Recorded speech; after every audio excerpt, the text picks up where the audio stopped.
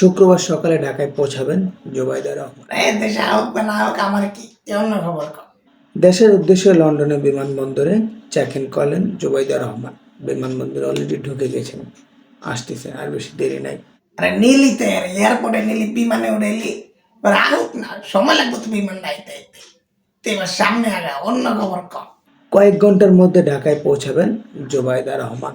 ঢাকায় পৌঁছে আর এক বেড়াতে সামনে আগাত না, এই বেড়ে আইতা চাইতে দে, এই আহুক আগে দেশে, তারপর একটা কইছে এবার তো সামনে আগা। এই কাকা, ডিস্টার্ব করবেন না, বিরক্ত করবেন না। খবর পড়তেছি, খালি চুপচাপ শুনতে থাকো। আপনার বক্তব্য যা আছে সব পরে শোনা যাবে। আচ্ছা ঠিক আছে। ঢাকায় পৌঁছেছে জোবাইদা রহমানের বিমান। ওই যে পৌঁছেও গেছে, দেখছেন, বললাম না, খুব ফাস্ট, 5G যুক্ত। বিমানবন্দর থেকে সরাসরি এবার কেয়ারে যাবেন ডক্টর জোবাইদা রহমান। শোনা গেছে ওখানে ওনার শাশুড়ি খুব অসুস্থ, তাই ওনাকে দেখতে যাবেন আগে। এবার কেয়ারে পৌঁছে গেছেন, দেখছেন, পৌঁছেও গেছে। এবার কেয়ারে পৌঁছে গেছেন জোবাইদা রহমান। এত ফাস্ট বাংলাদেশের আগে কখনো হয়নি। বুঝেন তাহলে, লন্ডন থেকে দেশে আসতে যে মানুষের এত কম সময় লাগে, সে দেশটাকে কত দ্রুত উন্নতি করতে পারবে। এবার কেয়ার থেকে মায়ের বাসায় জোবাইদা রহমান, ওই যে দেখুন, এবার কেড়ে গেছে, এখন আবার মায়ের বাসায় চলে গেছে। খুবই ফাস্ট মেয়েটা, খুবই ফাস্ট। এত ফাস্ট কাজ করে না, কি আর বলবো। 5G তো দূরের কথা, 50Gও মনে হয় এতটা দ্রুত চলে না যতটা দ্রুত আজকে জোবাইদা রহমান চলেছে।